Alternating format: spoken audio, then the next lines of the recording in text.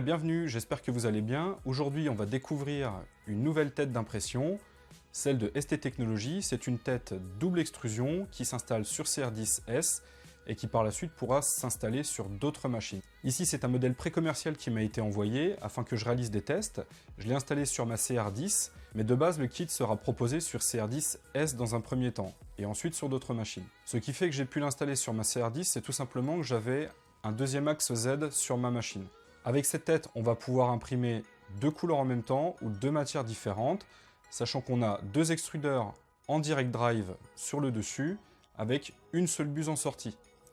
C'est une alternative plus simple à un système à double buse qui nécessite moins de réglages et qui est plus facile à mettre en œuvre. Donc le but de cette tête, vous l'aurez compris, c'est d'arriver à ce que propose aujourd'hui la CRX de Creality, c'est-à-dire la machine que Creality fait et qui propose directement de la double extrusion, sans avoir à racheter une machine. Si vous ne souhaitez pas investir dans une CRX pour faire de la double extrusion, ce type de produit peut peut-être répondre à vos attentes. ST Technologies essaye de proposer des packs complets avec tout ce qu'il faut pour mettre en œuvre la double extrusion sur une CR10S. Ça implique beaucoup de changements, notamment au niveau de la carte mère, puisque sur la CR10S, vous le savez, il n'y a pas le contrôleur pour le deuxième extrudeur. Donc ST Technologies a développé sa propre carte mère qui est sur la base de la Melzi, avec un driver pour gérer le second extrudeur. Donc le pack de transformation pour la CR10S X entre guillemets se compose de la tête qui est déjà montée avec ses extrudeurs en direct drive sur une platine en acier qui est faite sur mesure, de câbles, toute la partie câble pour l'alimentation et la gestion des extrudeurs, un câble supplémentaire NAP pour la gestion des deux extrudeurs, ainsi qu'une carte mère avec le driver spécifique pour la prise en charge du second extrudeur. On retrouve également dans le pack une nouvelle courroie, on retrouvera aussi une nouvelle courroie puisqu'il faut qu'elle soit un tout petit peu plus longue pour gérer le chariot sur l'axe des X. Alors pour ma part, j'ai déjà pu faire ce type de modification sur ma Tornado de Tevo avec un second extrudeur puisque j'avais une MKS Gen L directement intégrée dedans. Donc pour moi, ça a été assez simple de la customiser pour faire un kit de double extrusion comme ça. Il a fallu que je gère la partie matérielle d'un côté, la partie logicielle de l'autre. Ici dans le kit, il faut savoir que la carte mère qui est fournie est déjà flashée. Donc il y a juste à tout brancher, et une fois qu'on a tout branché, on peut espérer pouvoir normalement lancer des impressions dans la foulée. L'installation du kit peut peut-être faire peur à certains, mais je vais vous montrer comment ça se réalise. C'est aussi l'occasion pour ceux qui ne connaissent pas de découvrir peut-être l'intérieur de leur machine, et puis de voir comment il est possible de remplacer une carte mère qui serait éventuellement HS sur sa CR10. Je vous rappelle que moi je suis sur CR10, donc par rapport au kit que j'ai reçu, il a fallu que je change quelque chose de supplémentaire, c'est-à-dire que l'écran de la CR10 ne fonctionne pas sur la carte mère qui est livrée avec ce pack. Donc c'est pour ça que c'est bien un pack pour la CR10S, il faut l'écran avec les deux connecteurs. Donc naturellement, dans la procédure d'installation qu'on va voir tout de suite, il y a une étape supplémentaire pour ma part qui consiste à changer l'écran. Voici donc la tête double extrusion de ST Technologies. Donc on peut voir le système des deux extrudeurs qui sont directement montés en direct drive au-dessus de la tête. Derrière on retrouve une platine en acier faite sur mesure qui a l'originalité de proposer non plus 3 mais 4 roues avec notamment 2 excentriques. On voit que le câblage est directement intégré à l'ensemble sur les connectiques aviation traditionnelles à la CR10, donc il y aura juste à changer notre tête et à les brancher ainsi. Le tout est livré avec un double câble d'extrudeur qu'il va falloir faire passer dans le boîtier, ainsi qu'une carte mère spécifique qui intègre le deuxième driver pour la gestion du second extrudeur. Donc ici la carte mère est plus grosse que celle de la CR10 d'origine, malgré tout elle s'intègre sans problème dans le boîtier. On peut voir que la carte est assez claire, elle est fournie avec un schéma qui permet d'identifier tous les ports, de toute façon ils sont écrits sur le PCB. Le kit est également livré avec une nouvelle courroie adaptée aux mesures du chariot. Donc là on va passer vite fait puisque la phase de démontage ne pose pas vraiment de problème, il suffit d'enlever les vis du dessous du boîtier, puis les 4 vis qui maintiennent l'alimentation. On ne va pas retirer l'alimentation complètement, on va simplement la mettre sur le côté pour y voir un peu plus clair. Voici donc l'intérieur de la CR10, donc avec la carte mère au centre, un système de ventilation que j'avais déjà changé, et l'arrière de l'écran. Je vous l'ai dit, j'ai une CR10, donc il va falloir déjà que je commence par changer l'écran, puisque l'écran de la CR10 n'est pas adapté à la nouvelle carte mère. Il faut un écran avec une double connectique pour que ça fonctionne. On remarque donc que le nouvel écran a 2 connecteurs au lieu d'un seul.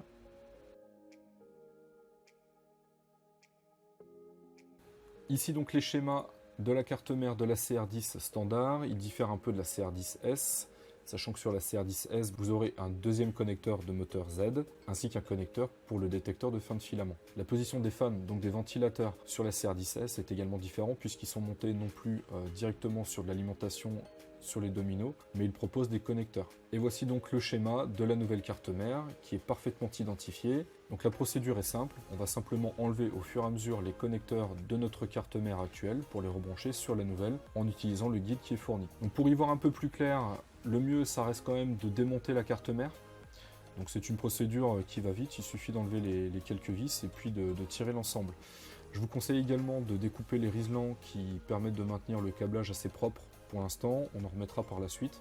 Ça permettra d'avoir un peu plus de débattement avec les câbles et puis d'avoir un petit peu plus de marge de manœuvre. Donc la première étape consiste à débrancher l'alimentation générale de la carte mère et de la reporter sur la nouvelle. Donc ça se fait via les dominos verts qu'il y a sur les deux cartes.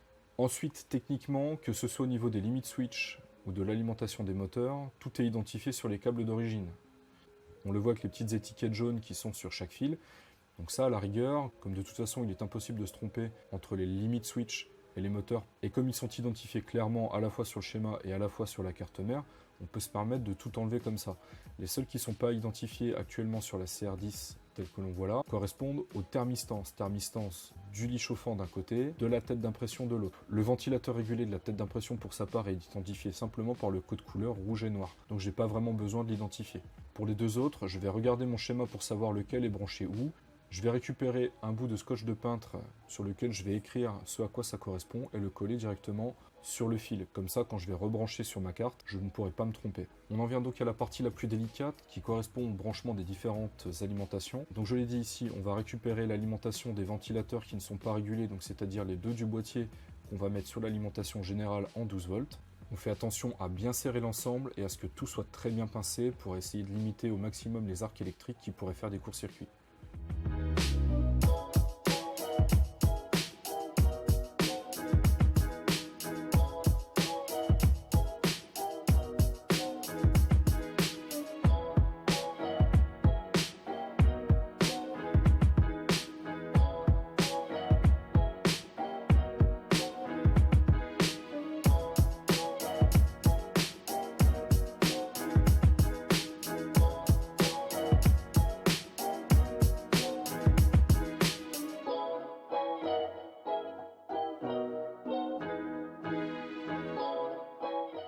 Ensuite, on s'occupe de l'alimentation du lit chauffant. Puis en jaune, ce sont les fils qui correspondent à l'alimentation de la buse, notamment de la cartouche de chauffe. Et ça, il n'y a pas vraiment de polarité, donc en fait, on peut en faire ce qu'on veut.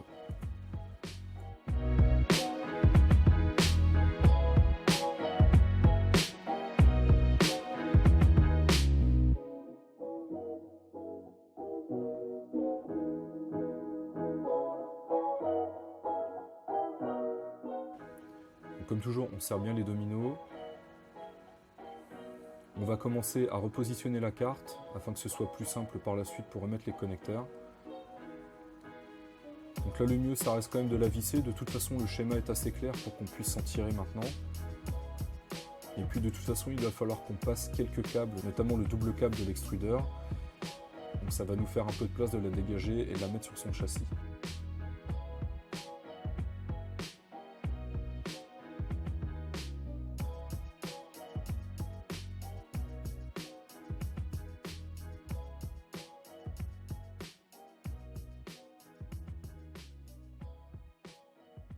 On peut déjà préparer un petit serre-flex pour accueillir les câbles, pour les remettre par la suite. On l'avait coupé avant d'attaquer la modification. Là, on peut commencer à reconnecter les moteurs. Donc de haut en bas, on est sur le moteur X, Y, les deux Z, le premier extrudeur et ensuite le deuxième.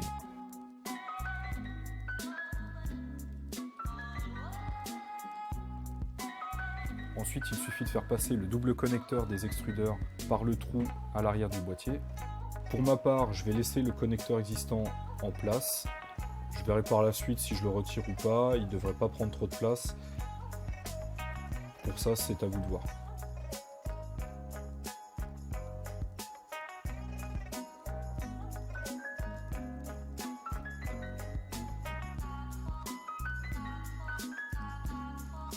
On branche ensuite les deux extrudeurs, puis les différents limit switch, ainsi que les deux thermistances.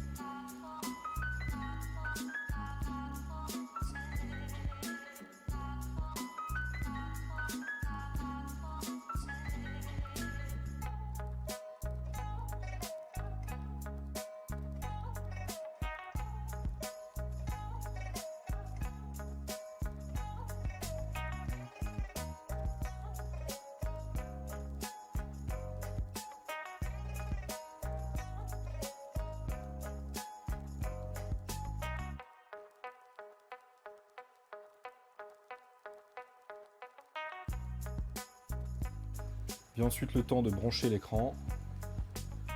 Je rappelle que vous n'aurez pas à l'enlever si vous disposez déjà d'une CR10S.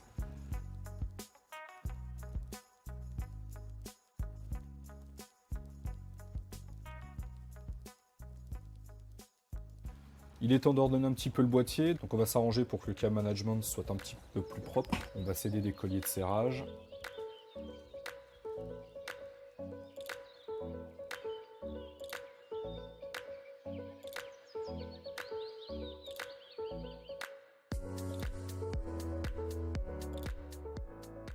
Et quand tout est branché, on n'a plus qu'à remonter le boîtier. On va pouvoir s'attaquer au montage de la tête. Donc au préalable, on va déjà enlever l'extrudeur actuel. Donc on commence par enlever la grosse vis qui maintient le levier de l'extrudeur, puis les 3 vis qui maintiennent l'extrudeur au moteur. Selon la tête que vous avez, le démontage sera légèrement différent. Ici, je disposais d'une tête de type V6 de Creality. Dans tous les cas, il faut enlever la cage, la partie avant, ainsi que la platine. Pour retirer la platine, le plus simple, c'est d'y aller avec une clé et d'enlever 2 roues.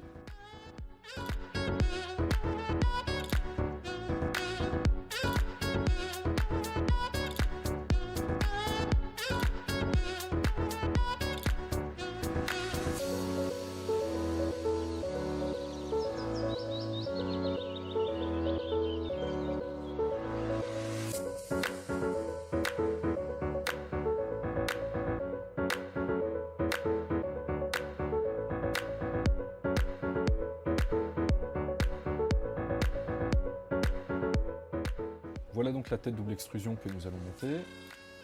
On va commencer par venir la fixer sur le chariot. Donc on va venir la fixer par l'arrière, de la même façon que l'on a démonté notre précédente tête, en enlevant 2 roues au préalable. Une fois en place, on va venir revisser le capot par la fente qui sert à vérifier le positionnement du filament dans les PTFE transparents.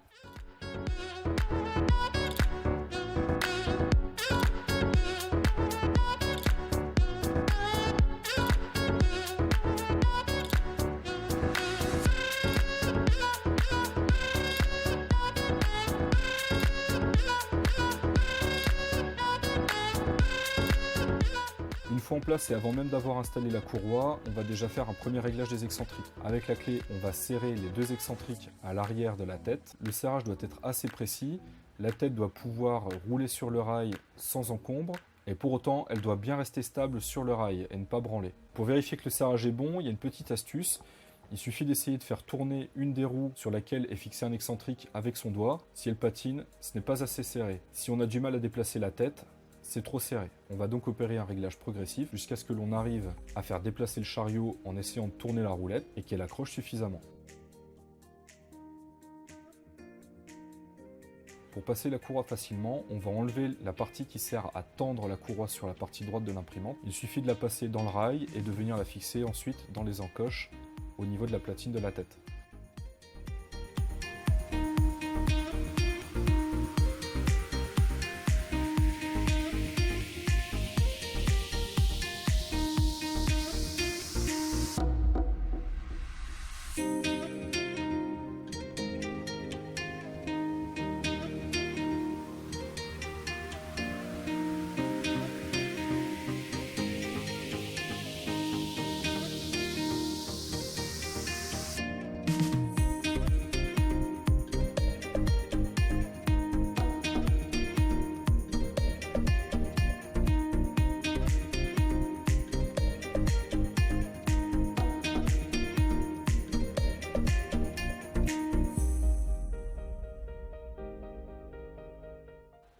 n'oublie pas ensuite de venir fixer les deux fangs au niveau des deux ventilateurs pour s'assurer que le flux d'air soit bien dirigé sur la pièce à refroidir.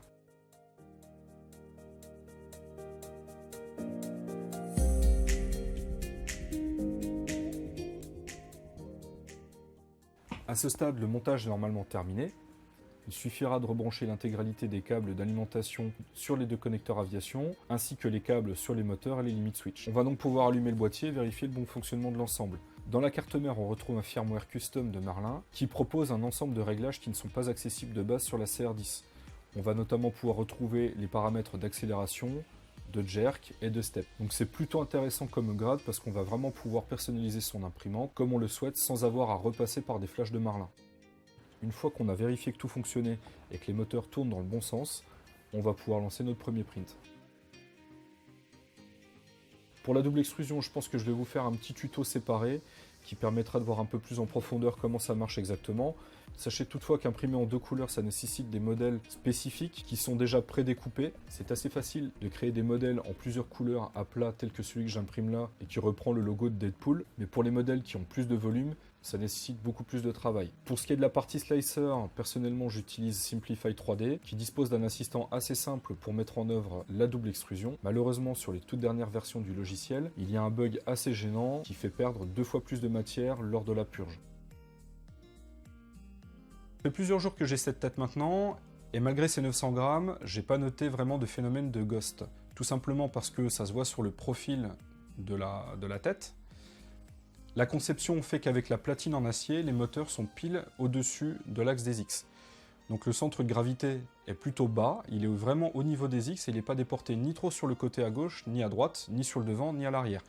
Je pense qu'il est pile poil centré, que ça a été assez bien étudié à ce niveau, et du coup en fait, on n'a pas cet effet d'inertie qui pourrait entraîner des effets néfastes sur les prints. À l'intérieur, vous l'avez vu, c'est tout simplement en fait la même tête que la CRX, avec un système de Y en deux parties. Pour le fonctionnement, c'est assez simple une fois que tout est monté. On charge son filament des deux côtés. Ici, on a une trappe, on voit les deux PTFE qui sortent des deux extrudeurs à l'intérieur, qui sont transparents.